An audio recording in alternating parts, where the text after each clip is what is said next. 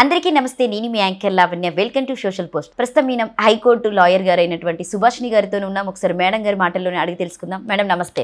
నమస్తే. ఎలా ఉన్నారు మేడం? సో జనరల్గా మేడం మనం తీసుకుంటే 498 అనే ఒక చట్టం ఉంటుంది కదా, సో దాన్ని ఎప్పుడు ఉపయోగించాలి, ఎందుకు ఉపయోగిస్తారు అసలు? ఎస్ లావణ్య, నిజంగా ఇది చాలా బ్రహ్మాండమైన క్వశ్చన్. అది చాలా సంవత్సరాల తర్వాత అంటే చాలామంది 498 ఎందుకు వేస్తుండ్రు మహిళలు, దేనికి దానికైనా అడుగుతున్నాము. అసలు ఏ అంశాలను తీసుకొని మనం దీంట్లో వెళ్ళొచ్చు అన్నది ఒకటి మనము క్లుప్తంగా తెలుసుకోవాల్సిన అవసరం ఉన్నది. ఎందుకంటే అనవసరమైన ఇష్యూస్, అవసరం కాని ఇష్యూస్ కూడా దీంట్లోకి వస్తాయని ఒక కల్పనతోని కేసెస్లా రాయడము, ఫెయిల్ అవ్వడము, అంటే శిక్ష పడకపోవడము చాలా జరుగుతుంది. 100-70-80% వరకు శిక్షలు పడకుండానే మిస్ అవుతున్నాయి. ఎందుకనంటే అన్ని అంశాలు, భార్యాభర్తల మధ్యన ఉన్న అన్ని అంశాలు 498లోకి రావు. కొన్ని మాత్రమే వస్తాయి. అది కూడా చాలా గ్రీవియన్స్ అంటే అది ఒక క్రుయాలిటీ గ్రౌండ్స్, దాంట్లో ఉన్న క్రుయాలిటీ గ్రౌండ్స్కి సంబంధించిన అంశాలనే ఇంగ్రీడియంట్స్ ఉంటాయి దాంట్లో. ఇప్పుడు మనకు పట్టు చీర 4 పోగులు ఉంటుంది, 8 ఉంటుంది, 16 పోగులు ఉంటుంది. దాని అమౌంట్ కూడా దాన్ని పెరుగుతుంటుంది. ఎక్కువ పోగులున్నా అనుకోండి 20-30 లక్షలు కూడా ఉండొచ్చు. అంటే దాని స్టాండర్డిటీని బట్టి. అదేవిధంగా మనకు కేసెస్లలో కూడా ఆ గ్రీవియన్స్, ఆ స్టాండర్డ్ రావాలి. నిన్ను నిజంగా భర్త హింసిస్తున్నాడు, నిన్ను ఇంజూరీ చేస్తున్నాడు, నిన్ను ఎప్పటికప్పుడు దూషణకు గురి చేస్తున్నాడు, సెక్షువల్ హజాల్ట్ చేస్తున్నాడు, నిన్ను లైంగికంగా కూడా బాగా వేధిస్తున్నాడు, నిన్ను నిరంతరము నీ ఎంబడి, అంటే ఈ గంటకే కాదు ఆ గంటకే కాదు, ఎప్పుడు 24 గంటలలో నీకు అంటే బ్రతకలేకుండా ఉన్న పొజిషన్స్కి పట్టుకొస్తున్నాడు అతను. నీ బాడీలో ఇంజురీ అవుతుంది. కొన్ని కేసెస్లలో నవ్వుకుంటా కాఫీ కింద పడ్డది అనుకోండి, ఆ కాఫీ కొంతవరకు ఆమె కూడా, భార్య మీద కూడా పడ్డది. అప్పుడు వాగ్విదం అవుతున్న టైంలో అది పడ్డప్పుడు, నన్ను కావాల్సుకునే కాఫీ కూడా నా ముఖాన చల్లేసిండు. ఇప్పుడు తట్టుకొని ఏదన్నా బల్లని, ఏదన్నా టేబుల్నో తట్టుకొని ఇట్లా పడ్డారనుకోండి, కొంతమంది చెప్తున్నాను ఎగ్జాంపుల్గా, గోడకు తాకింది, చిన్నగా ఇక్కడ గాయం అవుతుంది. అప్పుడే భార్యాభర్తల మధ్యన ఏదో చిన్నగా గొడవ అవుతుంది. ఇది మా ఆయన్నే కొట్టిండని చెప్పిన వాళ్ళు కూడా ఉన్నారు.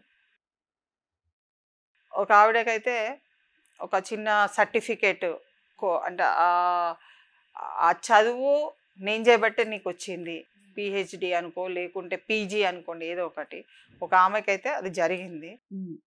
అంటే భర్త నా వల్లనే వచ్చింది అన్న అంశాన్ని ఆడ సీరియస్ డిస్కషన్ అయిపోయి భర్త ఆ సర్టిఫికేట్ని చింపేశారు.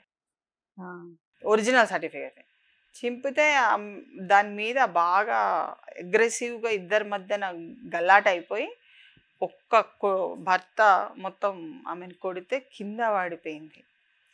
ఈ బోన్ ఏదైతే ఉన్నదో అది ఫ్రాక్చర్ అయిపోయింది.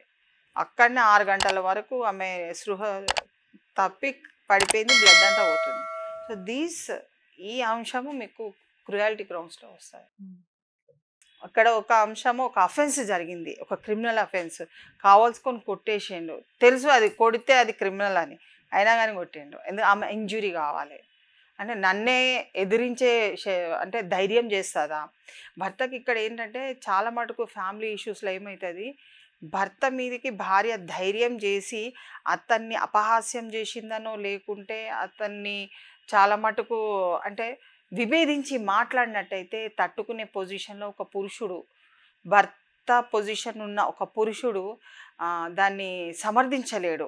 చాలా మటుకు చాలా నర్వస్గా అయిపోయి భార్యని చిన్న చూపు చూడడమే కాదు, అసలు ఈయన జోలికి రాకుండా ఎన్ని రెమెడీస్ తీసుకోవాలనో అన్ని అంశాలతోని ఆమె మీద అటాక్ చేస్తుంటాడు. ఇంకొక విషయం ఏంటంటే, ఒకవేళ ప్రాపర్టీ భార్య సంపాదిస్తుంది, ఆమె ఓన్గా ప్రాపర్టీ వేసుకోదలుచుకున్నది, ఒక 20,000 30,000 నెలకు నేను ప్రాపర్టీలో కడతానని ముందుకు వచ్చిన భర్తకు చెప్పకుండా ముందుకు వస్తే కూడా భర్త ఎంబడిపడి ఆమె ఎంబడిపడి నాకు తెలియకుండా ఏమో చేస్తుంది, డబ్బులు ఎక్కడో పడేస్తుంది, వాళ్ళ తల్లిదండ్రులకు ఇస్తుంది, ఇంకెవరికో ఇస్తుంది, బాయ్ ఫ్రెండ్కి ఇస్తుంది, ఈమెమో గలత్ అంటే ఏదో తప్పుడు పని చేసేస్తుంది అని అట్లా హింసించడము. నేను వివిధ రూపాలలో మీకు చెప్తున్నాను ఎక్కడెక్కడ ఏ అంశాలల్లో ఒక క్రూయాలిటీ గ్రౌండ్స్ రిఫ్లెక్ట్ అవుతుంది. సో ఏమంటే గ్రీవియన్స్ అన్నది ఎక్కువ పెరుగుతాన కొద్దీ శిక్ష అంటే శిక్ష పడే అవకాశాలు చాలా ఉంటుంది. ఆ ఎవిడెన్స్ కూడా గ్యాదరేషన్ అంతే అవసరం ఉంటుంది.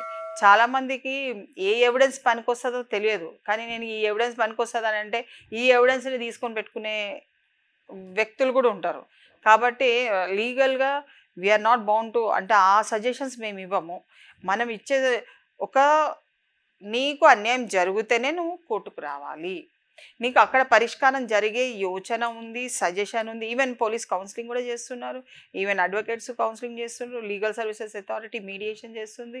మనకి ఇక్కడైతే పెద్ద పెద్ద కేసులలో ఆర్బిట్రేషన్స్ కూడా జరుగుతున్నాయి. ఎప్పుడైతే గొడవలు జరుగుతున్నాయో చిన్న స్టేజ్లలో దయచేసి బయటికి వచ్చి కౌన్సిలింగ్ తీసుకొని దాన్ని రెస్పెక్ట్ చేయాలి. భార్యాభర్తలు ఇద్దరు రెస్పెక్ట్ చేయాలి. అంటే అంశాలు లేకుండా క్రియేట్ చేసి ఒక 498A పెట్టడము తప్పైపోతుంది. గెలవకుంటే బాధపడతారు. ఇంత చేసినా ఇన్ని చేసినా వాడు గెలిచిండు, వాడే నెగ్గుతున్నాడు, నాదేమైతే లేదని ఒక వైఫ్ చాలా మటుకు డిప్రెస్డ్ అయిపోయిన సంఘటనలు కూడా ఉన్నాయి. కాబట్టి అవసరం ఉన్న దాన్ని మనము సూచించుకుంటూ నాకు జరిగిన అన్యాయాన్ని పేపర్ మీద కరెక్ట్గా పెట్టాలి. నీకు జరిగిందే పెట్టు, 498 అట్రాక్ట్ కావాలని పెట్టద్దు. నీకు ఏది అట్రాక్ట్ అయితే సపోజ్ కొట్టిండే అనుకో, బాగా కొట్టిన కేసు వస్తుంది, నీకు 498 ఎందుకు పెట్టుకోవాలి? అది లాస్ట్ అంశము, నిజంగానే అది ఆ గ్రీవియన్స్ ఉంటే పెట్టుకోవాలి. సో ఇదేంటంటే క్రూయాలిటీ గ్రౌండ్స్ లేని అంశాలని మీ బాడీలో ఇంజురీ లేదు, ఏం లేదు, సమయానికి కూడా నీ దగ్గర ఎవిడెన్స్ కూడా లేదు, అలాంటి ఇష్యూస్లలో నీకు న్యాయం అన్నది జరగదు. కాబట్టి భయంకరంగా నిన్ను మోసపూరితమైన ఉద్దేశంతో నిన్ను నష్టపరిచే ఉద్దేశంతో భర్త ఉంటే, భర్త ఇన్లాస్, భర్త అంటే ఈమె ఇన్లాస్ అంటే భర్త వాళ్ళ తల్లిదండ్రులు కానీ చెల్లి కానీ వీళ్ళందరూ కూడా ఎవరైనా మోసంగా చేసి ఆమెని ఇంజూర్ చేయాలని, ఆమెని అంటే ఇంట్లోకి వెళ్ళి తరిమేయాలన్న ఒక సంఘటన ఏమైనా తీసుకొచ్చింది అనుకోండి, డెఫినెట్గా దెర్ విల్ బి అంటే వాళ్ళకి జస్టిఫికేషన్ జరుగుతుంది. అంతే తప్ప ఇష్టారాజ్యంగా చేసిన సెక్షన్స్ ఎప్పుడు కూడా అంటే సంఘటనలు ఎప్పుడు కూడా మైల్డ్గా ఉన్న సంఘటనలు ఎప్పుడు కూడా దీని కిందికి రావు అంతా ఇది.